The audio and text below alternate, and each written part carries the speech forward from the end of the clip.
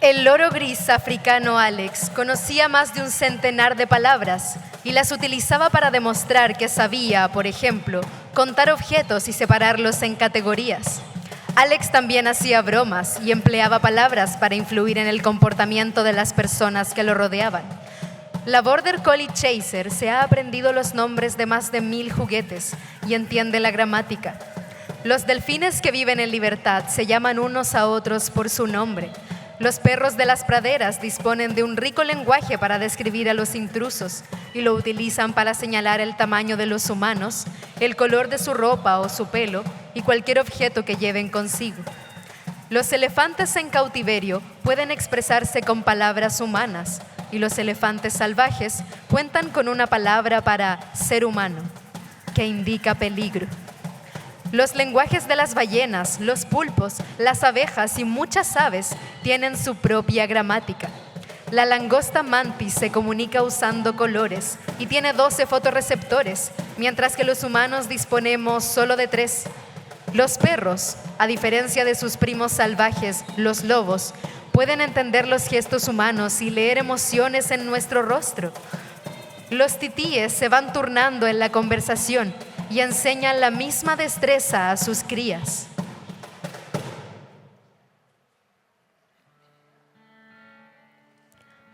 Desde los antiguos griegos, los humanos hemos prestado atención al lenguaje y a la comunicación animal.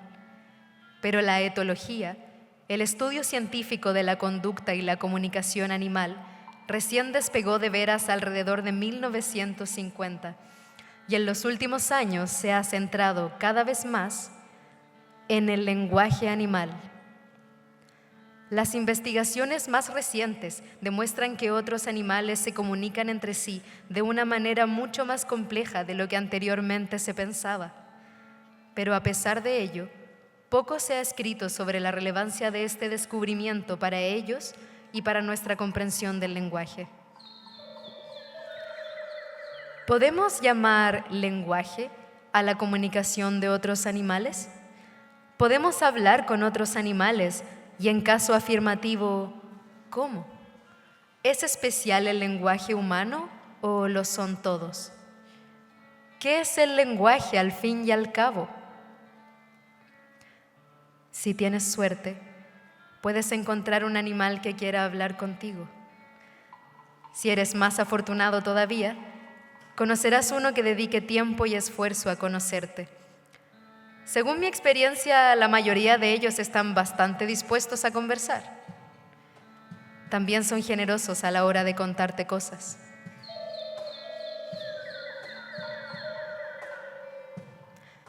Cuando estudiaba filosofía, me sorprendía la ausencia casi absoluta de animales en la tradición filosófica occidental. El pensamiento se ha percibido desde antaño como una actividad propia de los seres humanos y relacionada con ellos. Pero esta concepción está cambiando. Los animales están siendo objeto de creciente consideración, sobre todo en el ámbito de la ética y más recientemente en filosofía política. No obstante, el lenguaje continúa siendo un territorio en buena medida inexplorado. La filosofía del lenguaje apenas ha prestado atención a los animales. Esto es una lástima, pues el lenguaje facilita que los comprendamos y por su parte, los animales no humanos pueden arrojar luz sobre él. Las investigaciones sobre los lenguajes de los animales nos ayudan a ver con otros ojos tanto a estos como a nosotros mismos.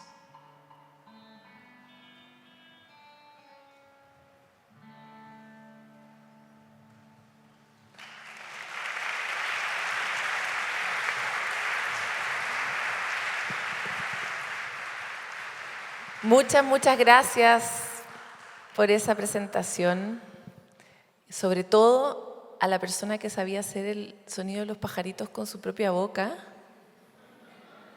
Necesito esa clase. Yo había también elegido partir esto con una parte del libro de Eva. No estoy siendo descortés porque Eva entiende español, así que lo voy a decir igual. Dice, con ciertos animales podemos establecer relaciones estrechas. Estas no solo pueden enseñarnos mucho acerca del animal en cuestión, sino también sobre el lenguaje y sobre nosotros mismos. Otros animales tienen sus propias perspectivas sobre la vida, y si somos capaces de ver el mundo con sus ojos, este nos aparecerá diferente. Muchas personas expanden sus horizontes y enriquecen sus experiencias viajando y conociendo otras culturas. Pero son numerosas las culturas que esperan a ser descubiertas en cada esquina, desde las hormigas, las palomas y los gatos, hasta la de las liebres y las vacas. Los animales como seres que también tienen sus propias culturas. So, thank you so much for having this conversation today. We're going to switch to English because you want it. Yes? Sorry. It's okay, it's okay. I don't know still if I'm here honored with this conversation just because my name is Paloma, which is okay, I mean, I don't care. Or because I'm super interested in this conversation. I would like to start trying to explain your approach from philosophy. Of why it's not fair just to speak in human language. Thank you, and I also want to thank the people who just made this beautiful performance with the music. That was so lovely, and I hope that I can get a recording of that. Wonderful, thank you. And thank you for speaking English with me, which is a human language, but in a sense also an animal language, of course. What was the question? The question is, why is not fair from the animal philosophy just to think that we own language and that to speak just in human language? Yes, thank you. So I think that when humans hear the word language, they think about what we are doing now, speaking in words.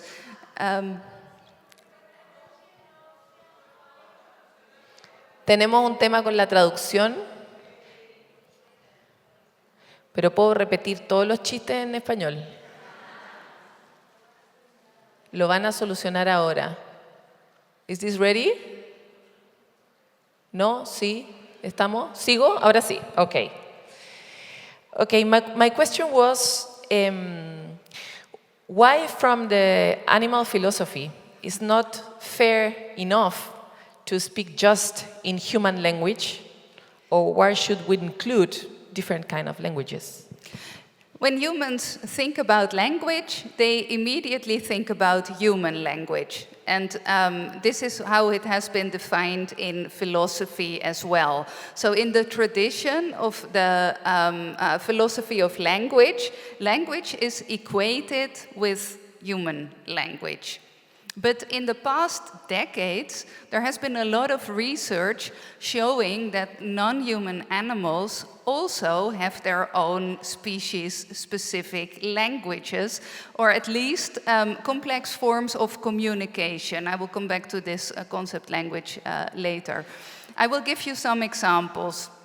Because non-human animals, of course, not only communicate in sounds with each other like we do, but also in many other ways. For example, there are a Caribbean reef squid. They live on the bottom of the ocean, and they communicate with color patterns on their skin. And this is really beautiful because they can also speak to two people at the same time. So when they like someone, they can flirt with them with one side of their body. And then when somebody else is coming from the other side, they can tell them, no, back off, I'm flirting with this. Yes, exactly. And researchers didn't know what to make of this. You know, they saw the colors and they were like, yeah, there's probably something going on, but I don't know what they're saying. And then somebody thought, well, maybe this functions like a language. And they began to study it like a language. And it turned out that indeed these colors work like human language. They have a grammar. They have verbs and nouns and adverbs, all in color. Another example that you might know is the language of bees. Bees, as you might have heard, dance to tell each other where they should build their nest, and then the duration of the dance, the intensity, and the type of movement that they are making tells the other bees something about where they should go. And they don't just use the movement, they also use scents, and they use sounds. Humans are not very good at smelling, but a lot of non-human animals communicate with scent. You know, those of you who either live with dog companions or perhaps care for the street dogs on the streets know that they are always smelling the pee of others, because there are lots of messages in that about the identity of other dogs.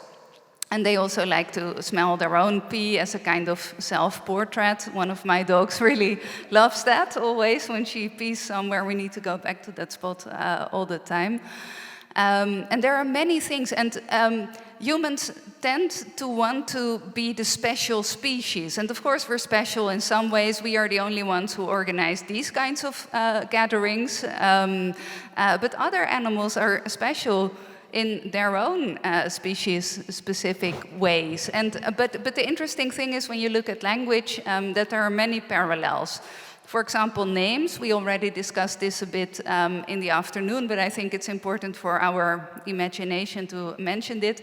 We always think that only humans name their children, but many other non-human animals also name their children.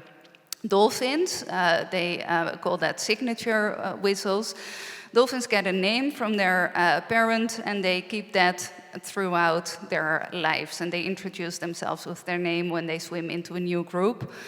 Parrots name their children, bats also name their children.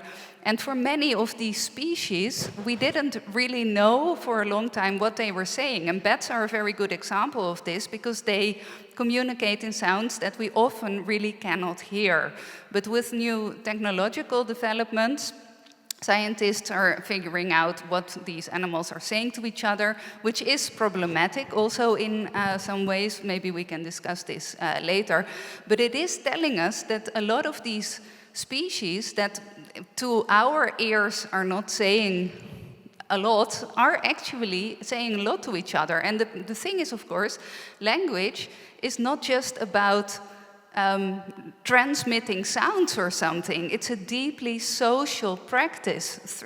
You speak to somebody because you want them to know something, or because you want to ask them something, or because you want to relate in some sense. Language is deeply relational. So learning about the languages of other animals really takes this concept language and turns it around. And I think that in my work, because a lot of people think that you want to project human capacities onto other animals, but I think that it works the other way around. And I'm really interested in what all of this multi-species knowledge means for the concept language, for how we use it and how we can use it.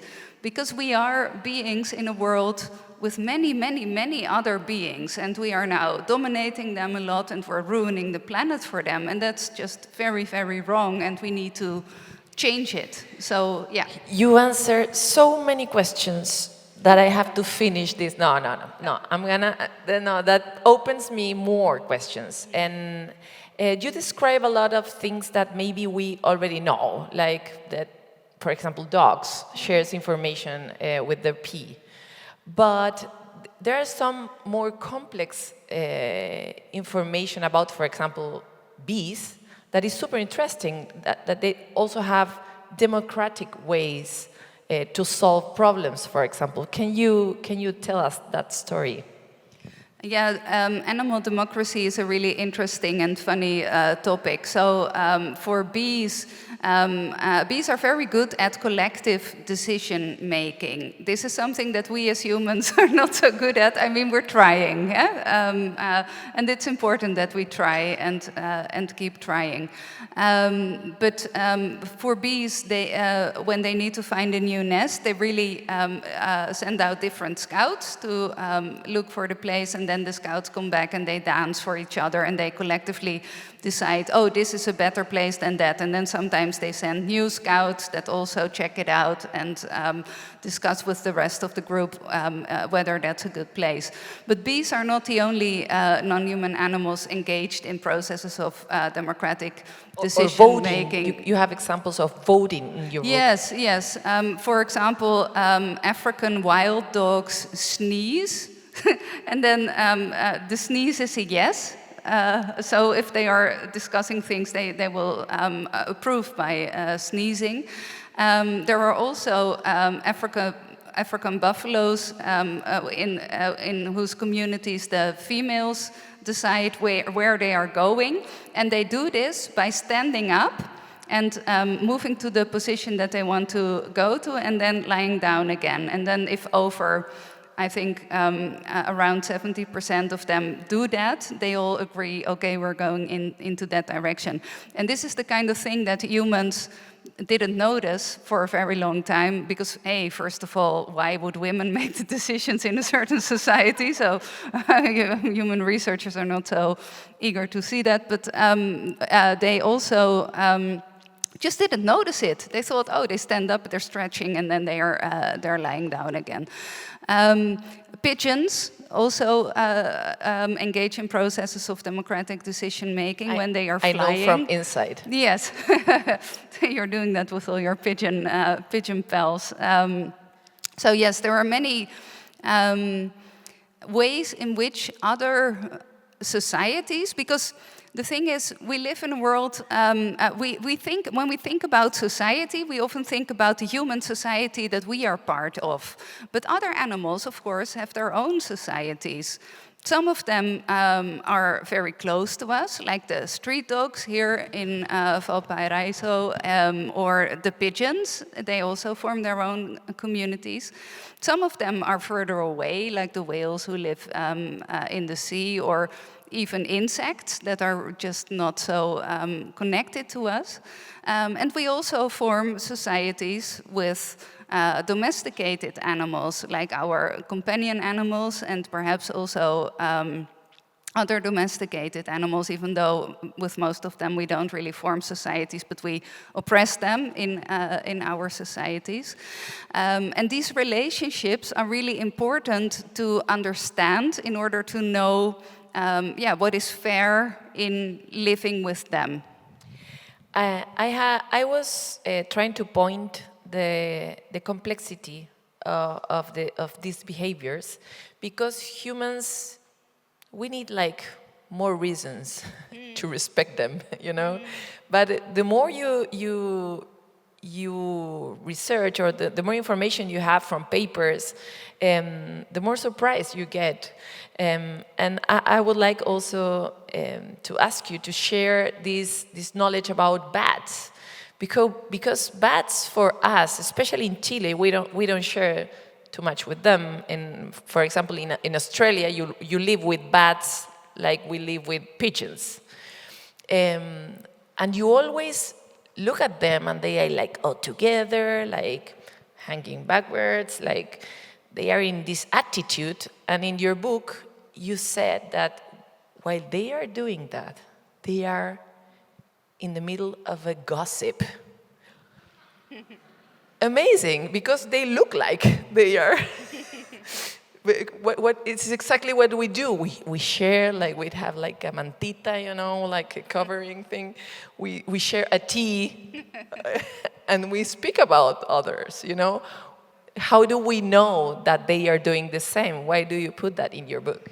Yeah, well, apparently bats like to argue a lot, so they have arguments with each other all the time. And researchers see this in their behavior. So they're together and then they argue and then someone flies away. And bats also have names, and researchers have recorded the sounds that they make. So then they know that they are speaking about the bat who left for a long time. It's amazing. I mean, it's so beautiful, and they have... Yeah, and I think that because you began by saying, yes, we need more reasons to respect other animals and to care for them, and I agree that we need perhaps more reasons, but we already have a lot of reasons. Eh? No, it So was I a joke anyway. Yes, but what I want to say is that I think we need to learn to see them differently. We need a gestalt switch in how we consider these other animals. And I think that these kind of stories about gossiping, but also, for example, the fact that chickens name their humans. So when chickens live with multiple humans, they have a name for them amongst each other. So if you would live with chickens, then yeah, they will have a name for you too, probably. And this kind of knowledge makes us see them differently. Yeah? We now know that they're speaking in a foreign language, but they are actually saying something. No, you have so many different nice and amazing stories in this book. I really recommend it. So you can buy it.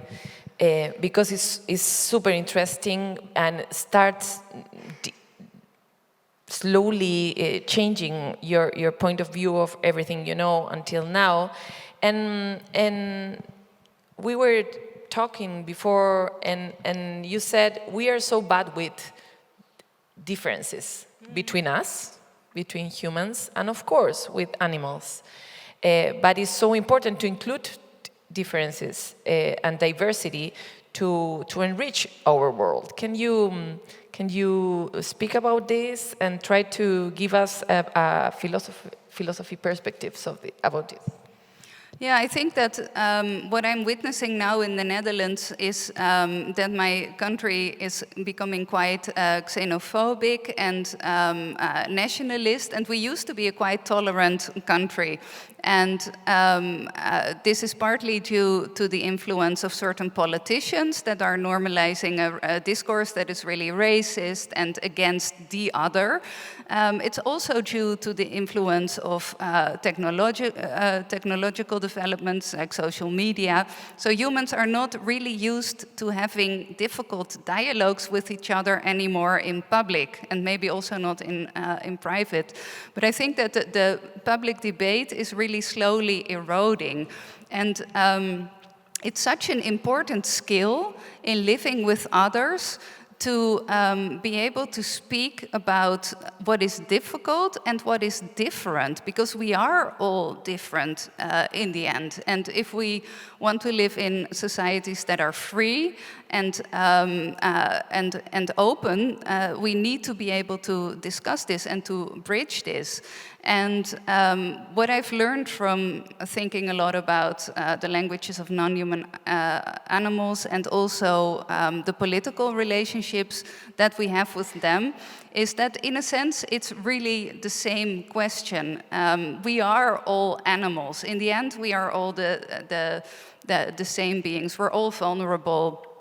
And as humans, yes, we have very specific capacities and we live in highly specific societies, but so do other animals. And I really feel that training our attention for others and learning to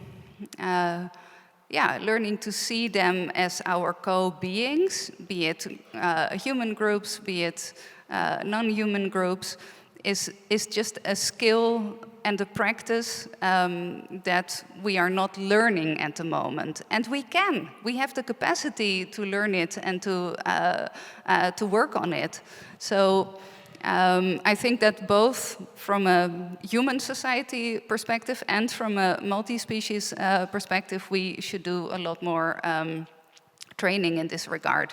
And I learned this from, I learned it from certain philosophers, but also from a group of laboratory mice that I lived with. So I adopted first 9 laboratory mice and then 2 other groups, so in total 25 of them. And in the Netherlands, hundreds of thousands of laboratory mice are used in studies each year, and they're killed. And there are also a lot of mice that are bred but not used in the experiments, and they are still killed. And I adopted them, and I learned to, over time, because I was watching them, I played music for them because they didn't like my hands, but they did like my voice. So I was playing the guitar and the ukulele, and they liked that. So now, how do you know that they like your voice? An hour of live music every night, because it made them happy. They were walking around their house and, cheerful. And the mice they're quite expression. They have a lot of expression. So their facial expressions are very easy to see, but they also have all of these tail movements. So tail straight up in the air is a sign of enthusiasm. And they like to sit tail in tail as well when they like each other, like we sit hand in hand. And over time, I got to know them as individuals, because first I couldn't really tell them apart. And I learned that mice are really not mice. When we think about a mouse, we think about some kind of simple being who is very different from us. But the mice have very strong friendships. They care for those who are ill. So if mice couldn't sit up, the other mice would support her, and mostly their best friend, because they usually had a best friend. They were mourning when one of their friends died. They also buried their dead friends. So if somebody died, I left them in the mouse house so that the others could say goodbye, and they washed them and greeted them. And also when somebody's friend died, they kept greeting them for a long time and then washed them, and then they moved them to the side of the house and buried the dead mouse. And they all had different characters. So some of them were very considerate for others, but there was also someone, Vachtje, and she was not so into friendships with the others. She was more on her own. And there was one mouse, actually Spooky, who was the last mouse standing from all the mice when everybody had died. And she also became my friend. So she was like, all my friends are dead. Let's take the big mouse as a friend, But it was really nice because she invited me to wash her. So what the mice do, if they wash each other, they groom each other, and then they do this. So they lie down and they put their head like this, and then the other mice begin washing them. But then Spooky also did this with me, looking at me like, "Can you wash me?" So I did. I needed to touch her very softly because that was what she wanted. But what I learned from these mice is that. It's really about care for each other, because they were so caring and they were so attached to life and to each other. And I was ill as well when I had adopted the mice. I had long COVID for 2 years, a post-viral illness. Long story, won't go into it. But I was at home for a long time. And when you are out of the human society as a human, people forget you, even your friends. This is kind of how it goes. That society, you leave a hole, but then the hole closes again. It's a very strange feeling. But for the mice, they kept being so attentive to each other, also when someone was ill. And it was really profound for me to watch how they made the best of life in the conditions of captivity, because it's not perfect. There was one group of mice that wanted to escape all the time, so I bought tunnels for them, and I made these tunnel structures through the house, and they loved that. So then we found a compromise. We always have that group in our society. Yes. I want you to explain your pen. Who is in your pen? Yes, so my sister made these pens for me for my birthday. This is actually one of the mice, Vachtje.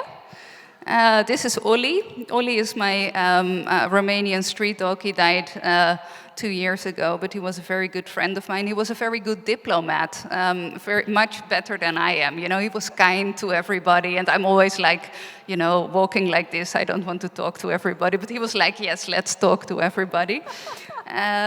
This is Joy, my childhood horse. This is Doris, who's living with me right now.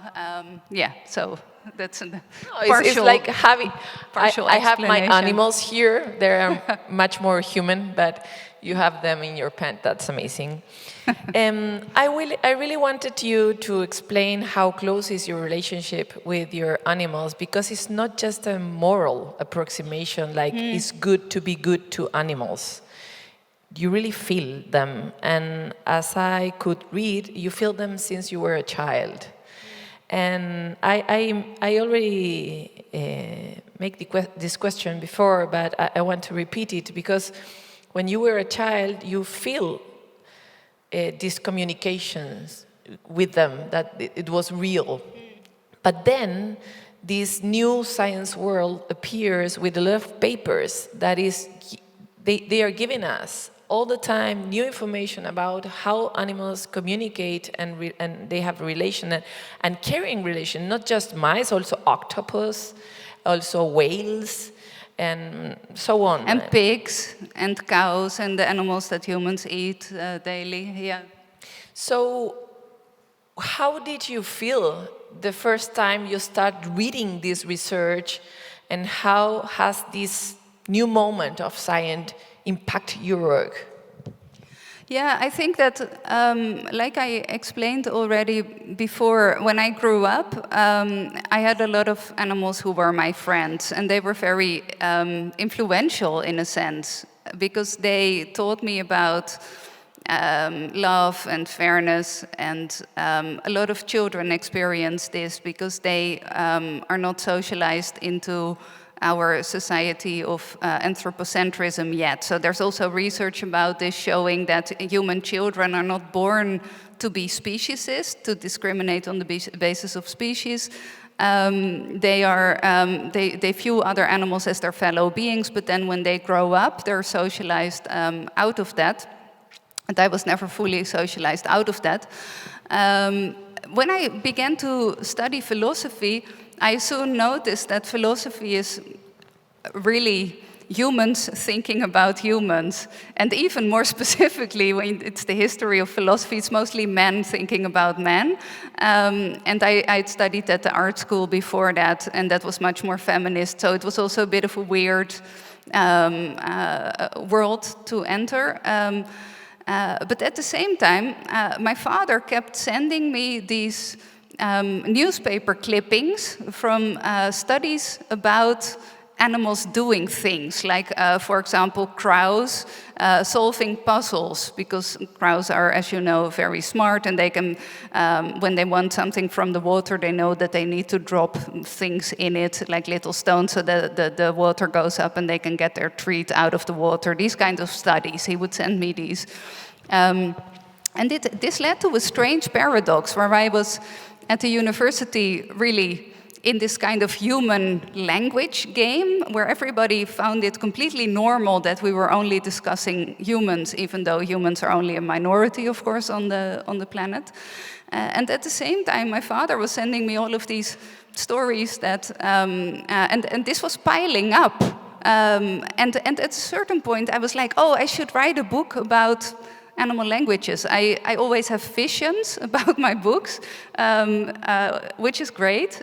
Writing is very easy for me. I never have to do anything. I just have to sit and write. But every book begins with a vision, and then I suddenly know. And when I know it, I can write a book.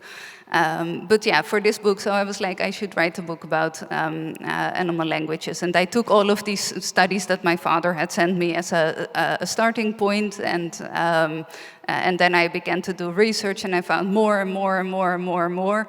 And this is just, I think that on the one hand, it's really good that we have all of these studies, but at the same time, you see that in a sense, it's very easy for humans to dismiss still, you know, because a lot of human beings don't take non-human animals seriously. They eat them, they use them for in laboratories for testing or as amusement, or they keep them in cages. And I think that this step from going from the status quo to actually taking them into account is something that we should focus much more on. And what I learned when I was reading all of these studies is that a lot of scientists are only working on one animal species, and they're only considering one aspect of their language or behavior.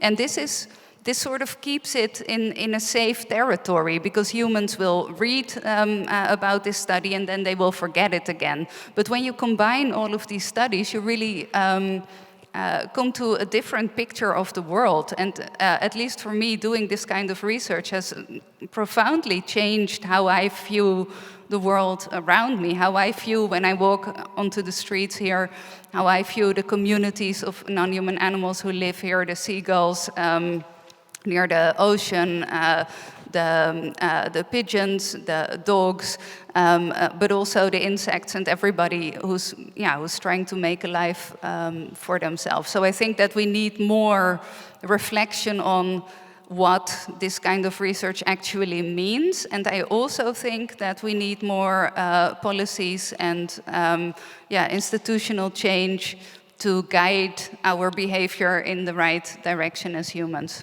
I will go there, but I would like to stop in the eating conversation. Because humans, we eat animals and everything in the world, as we can see. We are marabuntas. I don't know the word in English, but it's this kind of ant that really eats everything in their paths. But animals eat animals. Very many animals eat animals. What's the limit that you draw? What's the point? What's the line that we should be thinking on change for this new order? Well, I think that a lot of animals don't eat other animals. So, as humans, we have there's no other animal species that has the kind of industries with torturing other animals that we have, like with the pigs and the chickens and fishes and all kinds of other beings. So the scale on which we enact violence upon other animals and our the normalization of holding them captive and doing like we please with them, you don't find that anywhere in other animal species. But there's a more fundamental problem, and that is that how something is in nature can never be how it ought to be in human societies. You know, if you would apply the same logic to feminism, for example, we wouldn't accept it. So we need to come to ethical and political judgments on the basis how things should be, not how they are. You know, there are lots of animals who rape, in which the males rape the females, and we're not using that as at least we shouldn't use that as an excuse to go around raping women or other people. But there are also deeper problems in the ways in which we have arranged, in the way we take up space on the world. You know, because the planet is limited. There are limited resources. And what we are doing now is we are destroying ecosystems. So in the Netherlands, we are a huge exporter of pig meat. And for the pigs and the cows to eat, they eat soy. And there's just a lot of deforestation in the Amazon right now for the soy that Dutch farmers are using to feed their animals. It's just a very, very destructive industry. So we need to change that in order to protect the planet, but also for the other animals, because it's very, very easy to eat vegan and to find alternative ways of farming. And Fortunately, a lot of people are trying this out and investing in it, but it's also great. I mean, how nice is it that you can eat and live without harming others? Really, I've been vegan for 20 years, vegetarian for much longer, and it's just, I mean, I feel very fortunate every day that I don't have to take part in that kind of destruction and violence. And it's of course also because I'm doing all of this research, and when you know that fishes, for example, have a lot of how do you say that? Pain receptors in their mouth. You know that angling is a very violent practice. You know, it hurts them more than it hurts us because they have more pain. We shouldn't need that kind of research, but the research is there. When you know that chickens already speak to their babies, the chicks, when they are in the egg, you see them differently. When you know that pigs create beautiful nests to have their babies, you know, you see them differently. We don't give them that opportunity. You know, they're in barren cages and they're only used for our purposes. And we know that they have feelings. We know that they think. We know this from dogs and cats and human children and all kinds of others. And we have to begin caring about this because it's just, it's really a, yeah, how should I say that? It's when you actually consider it and take it seriously, it becomes unbearable to live in the world. And I would like us all to make that reality less unbearable. I don't think we'll be able to change it because our group here is too small, but we can speak about it later. I think that in the end, it matters to be a good person in your life, and being a good person is only ever being a good person for others, because that's what we are here for. And we can change. We can change the world. We're the only ones who can, every one of us. And yeah. You kind of answered this in the last question, but right now it's happening COP30, which is this conference to discuss how we stop the warming, the global warming. And every time when we have more information about how this kind of industry, the animal industry, is cooperating to make this problem bigger. But in your book, you also explore different answers for the question why we need to include animals in our lives. Why would be good for us to talk to them and to hear them. Yes, I think that both as societies, but also as individuals, we can learn to be more attentive, and we can learn to change our behavior. And I think the relationship with the non-human animals is very fundamental in that, because we are not alone on the planet, and it's also in many different societies around the world. Humans already know this. You know, the sort of neoliberal consumerist perspective is not a universal view of the world, and it's very destructive. It's destructive for other animals and for ecosystems, for nature, but also for humans. So. Yeah, I think that refiguring the relationship with the other animals is an inherent part of learning to do better as humans. And it's also really nice. Some of my best friends are non-human animals, so yeah. We were sharing before this conversation these ideas, these impressions about this last experiment.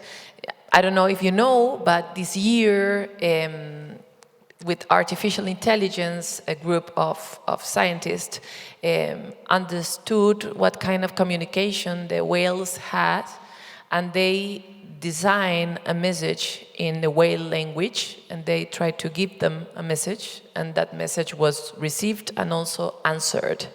And it was like the first time we have this very clear communication, or at least that was the publication.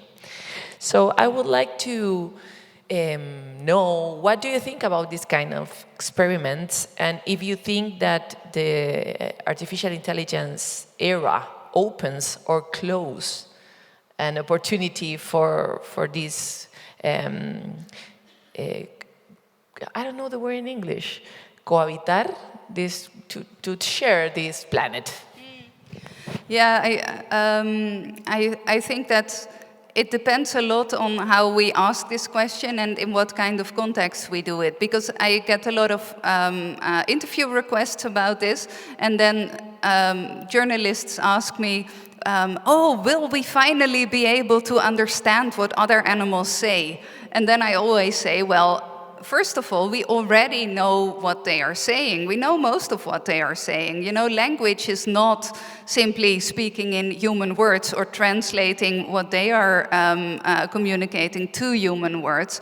No, it's really an embodied practice in which we use many different senses, and with many species like horses or sheep or chickens or dogs, there's already a lot going on, and in which there's mutual understanding. So there are many studies, for example, about facial expressions.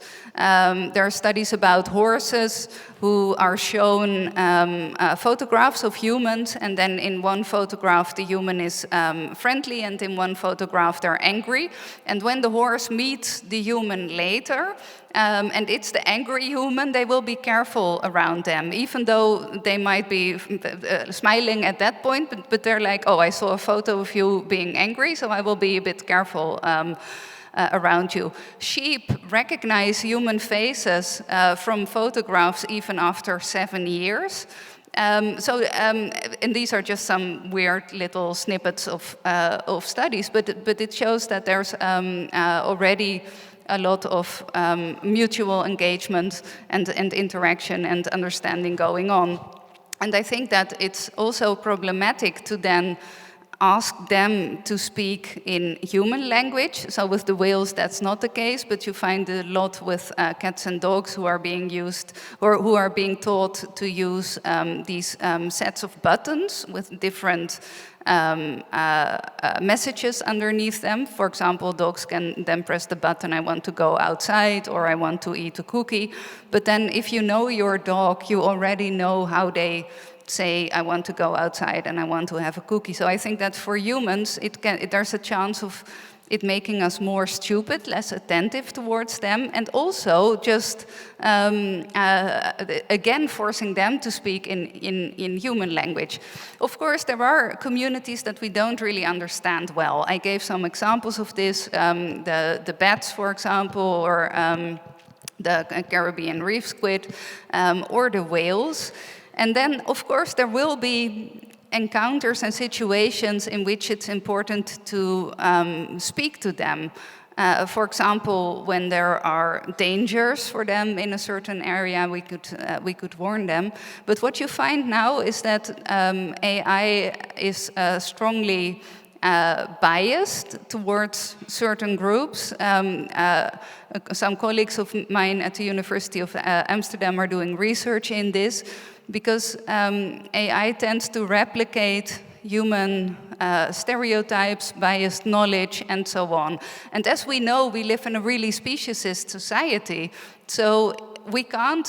So our general attitude towards other animals will shine through the uses of AI and technology more general. And this is also what you see in the world, because yes, there are some studies in which humans are seemingly doing benevolent research about the languages of other animals.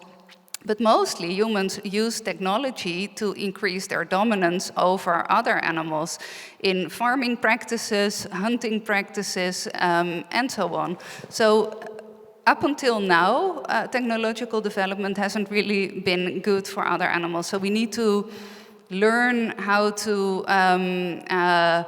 do this in a way that's ethical and that is not making them more vulnerable. Because the thing is, if we know what the whales are saying to each other, it's easy to manipulate them and to harm them in new ways. So I think that I'm quite, and also a lot of my colleagues are quite distrustful of the AI discourse when it comes to other animals. Yeah, when I read the experiment, I thought, we're going to screw it again.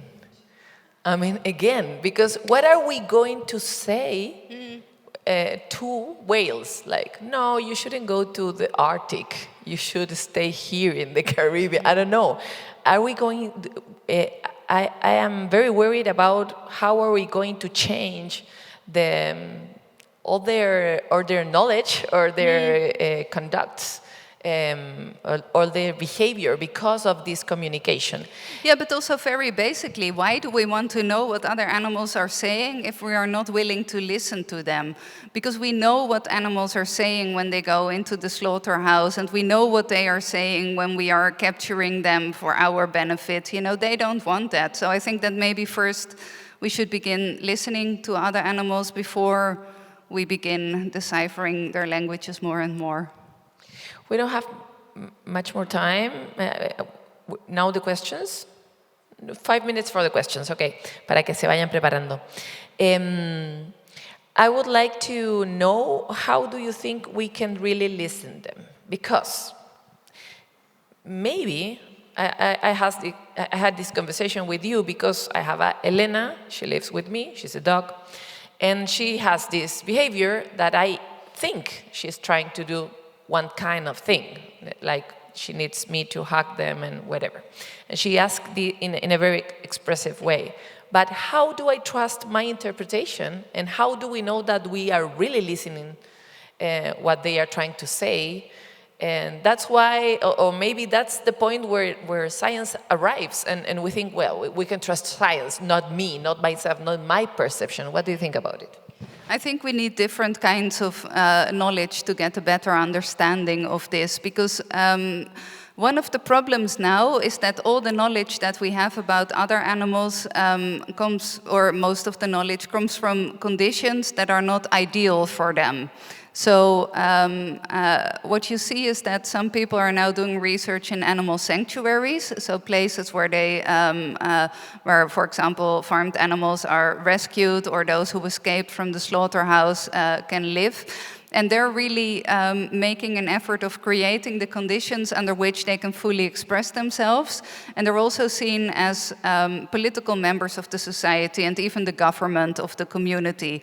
So, for example, in Vine Sanctuary in Vermont, there are 2 cows, and they are the matriarchs of the community. And the humans respect them also in that way. So they respect that the animals sometimes know better than the humans.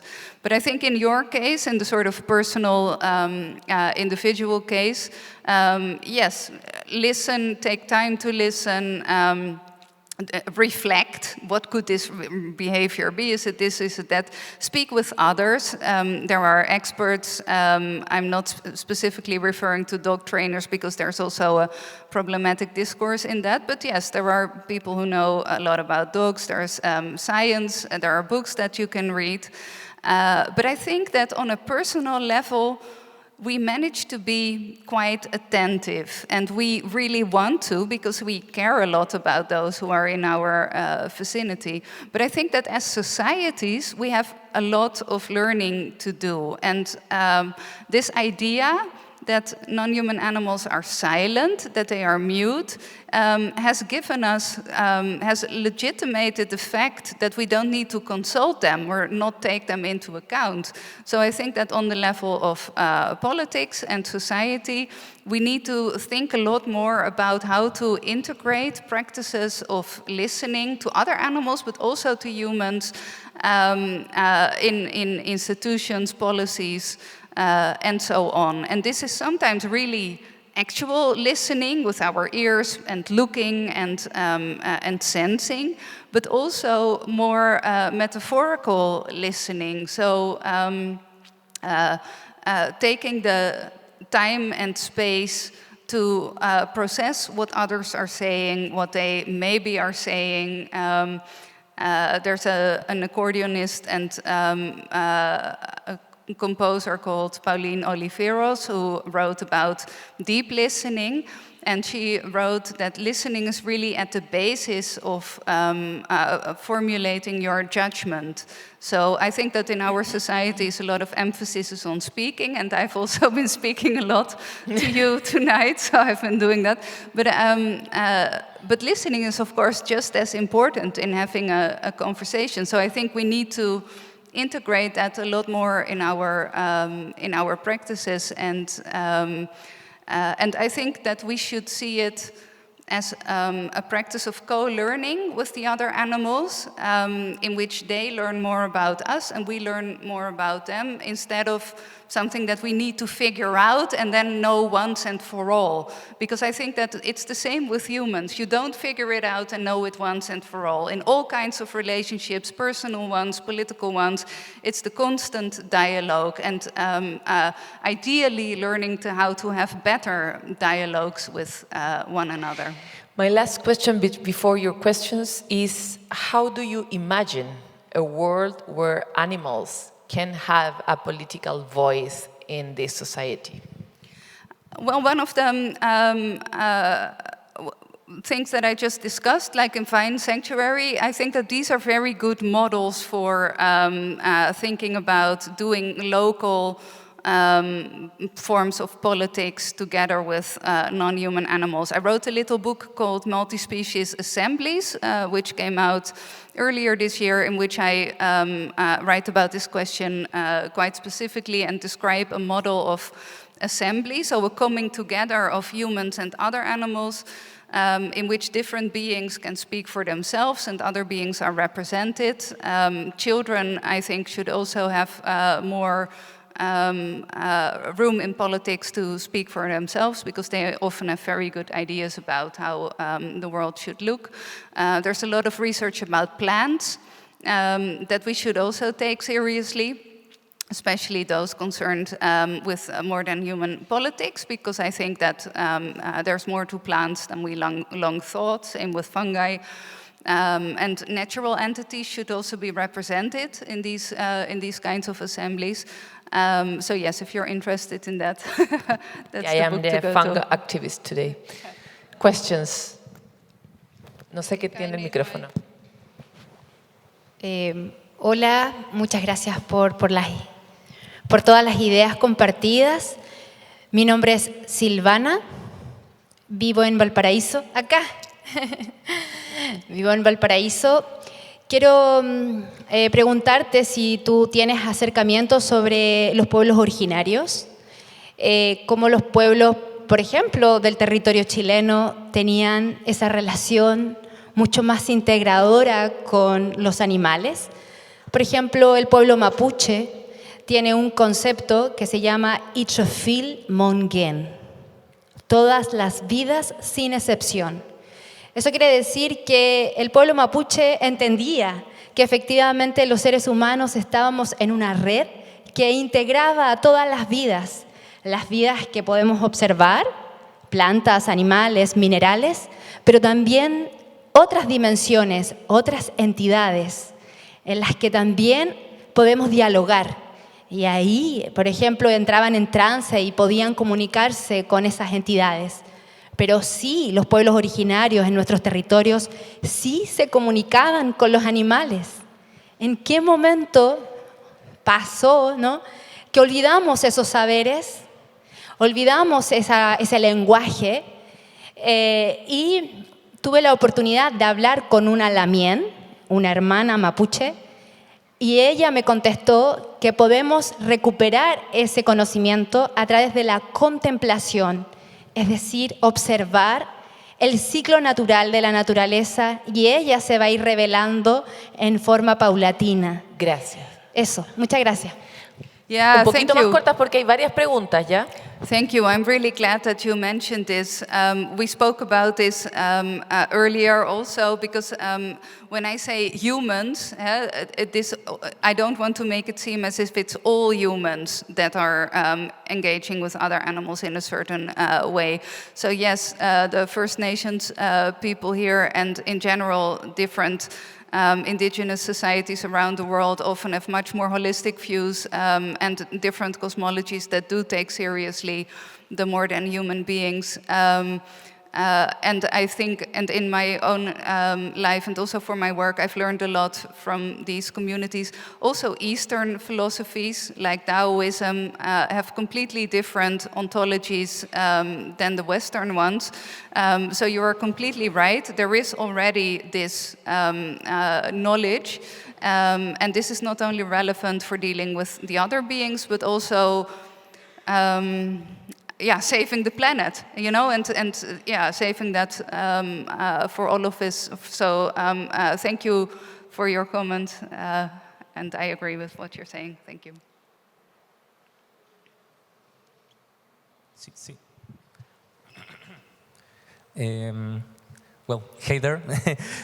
First of all, let me thank you for this talk. It was I think it was really interesting and pretty moving, like knowing firsthand of all these different animal societies that exist was mind-changing for me, particularly. So thank you, first of all.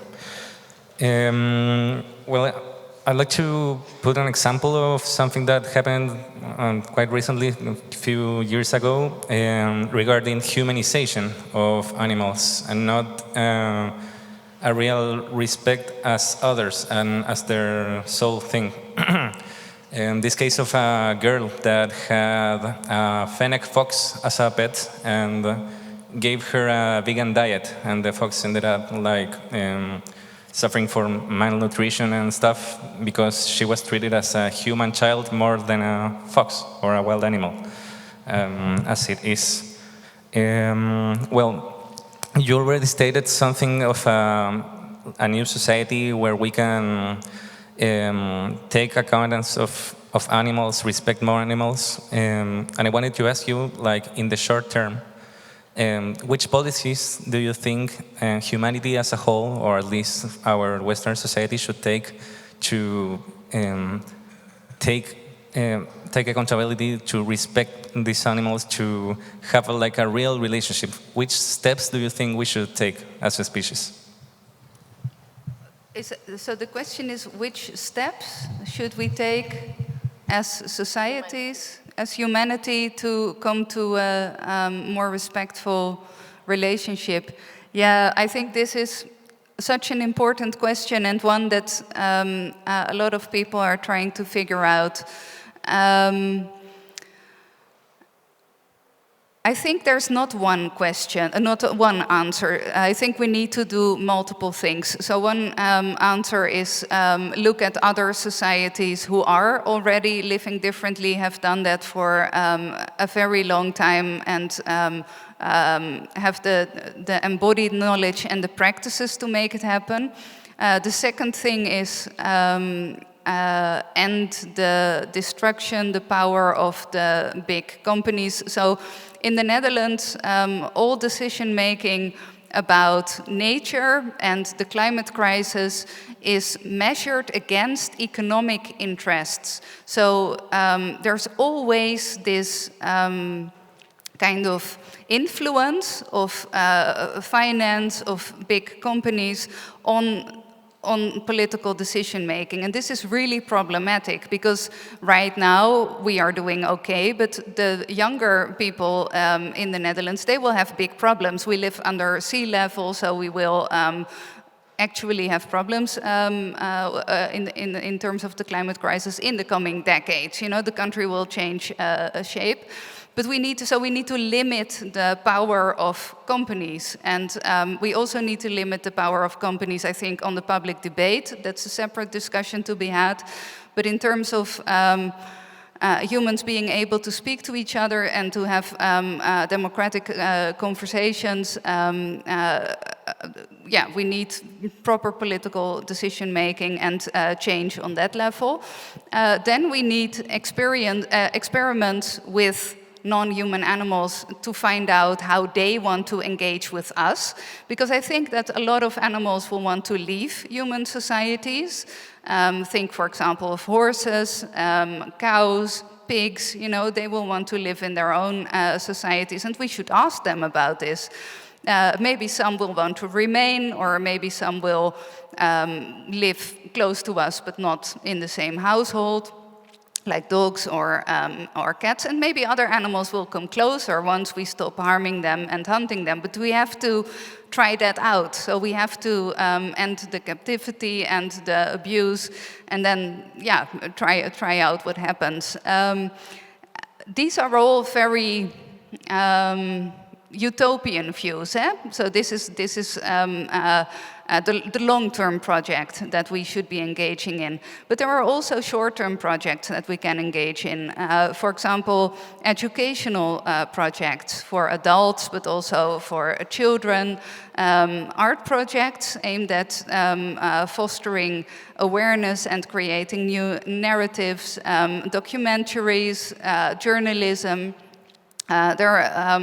I think we need new stories about how to live together with other beings, and beauty and joy and play, all of these things can help us. And I think that for all of us, it matters to organize, of course, and to collectively try to establish change. But I think that we also all have our own strengths. So some of us are really good at creating an event. Others are really good at cooking. Others are really good at teaching. Others are really good at whatever it is they do. And I think that, in order to establish lasting change, we need all of that. We need change from all directions. So there's a lot to be done on different levels. And what's really important is that we include the voices of other animals in establishing change. But because we are so dominant as humans and we have a responsibility to create a better world for others, it also matters to use the tools that we have, like laws and all kinds of institutions, and change them to so that they also represent the other animals.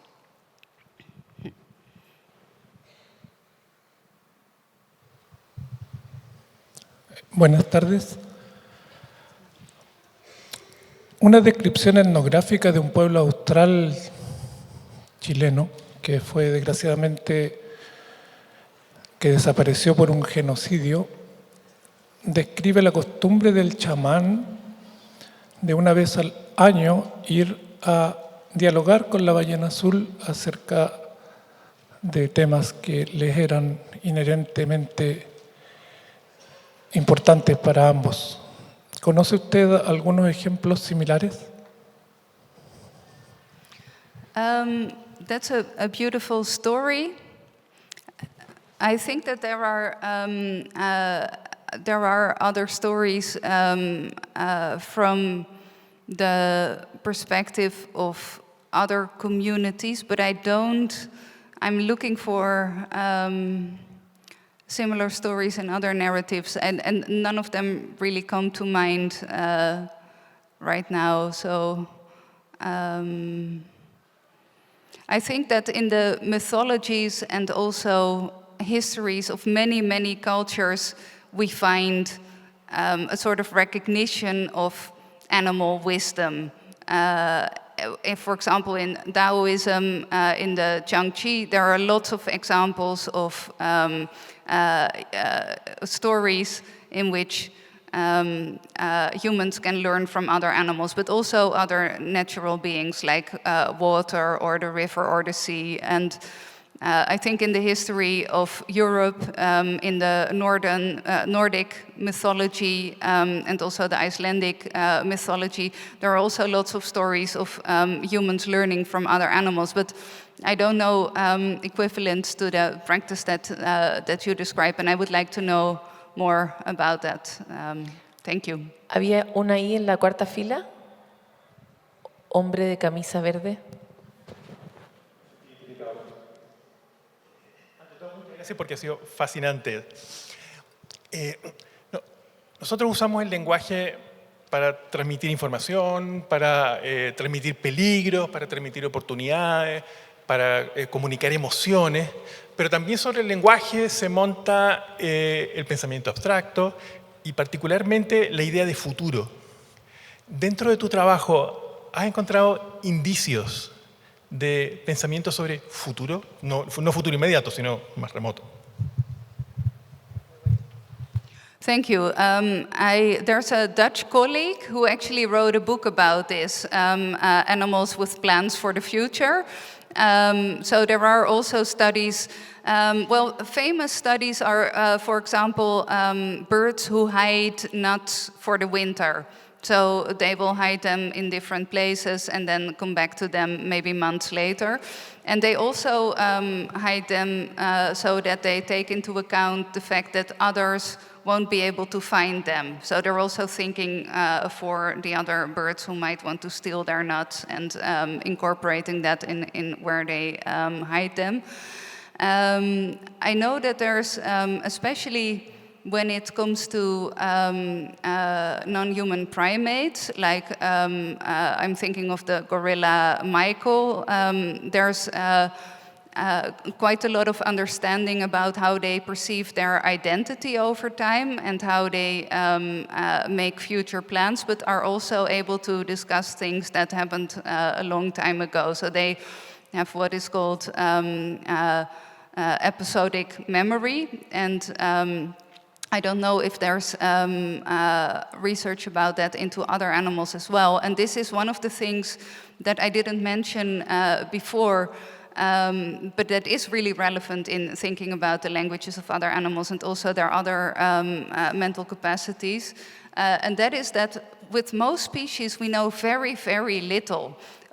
Ravens are an example that we know that ravens have a very complex language. So ravens meet up in the morning in a tree and they speak with each other, and then they find each other in the evening in a completely new place. So during the day they all go everywhere, and then they meet in that other completely new place, they all go there. Scientists have no idea how they discuss this, but they must discuss it because it happens regularly. Do they give coordinates? Do they say, oh yeah, we go into eastern direction and let's see if you find a nice place? We don't know. And this is true for many, many animal species. And someone I met and had heard give a talk, and whose work I've read a lot, is Kon Slobodchikov, and he studied the language of prairie dogs, species of ground squirrel, and he studied them for 25 years. And he mostly studied their alarm calls, which is just one very tiny aspect of their language. And he did all of these, so prairie dogs have sounds like guinea pigs. They do like quick, quick, quick, quick.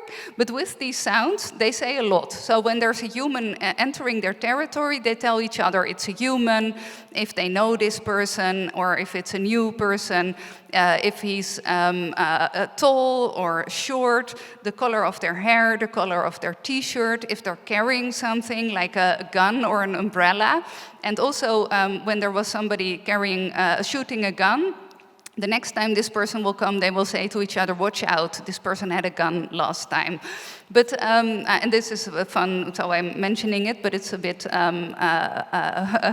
aside from your question. But the thing is, he said that even in 25 years, he only deciphered or understood a very, very tiny fragment of the language of the prairie dogs. They also have a wave that they do called the jump yip. So they jump up and they say yip, and they do that when the snake leaves their territory. But they also have a form of social chatter, for example, and we don't know anything about what they are saying. So my answer to your question is that I think that there's a lot more going on that humans are slowly beginning to understand, and that there are some species, I'm in particular thinking about elephants, and whales, and and ravens, and these kinds of species that we know have a capacity for abstract thinking. Elephants discuss death with each other. Elephants also make jokes. So Joyce Poole is now doing research into elephant humor.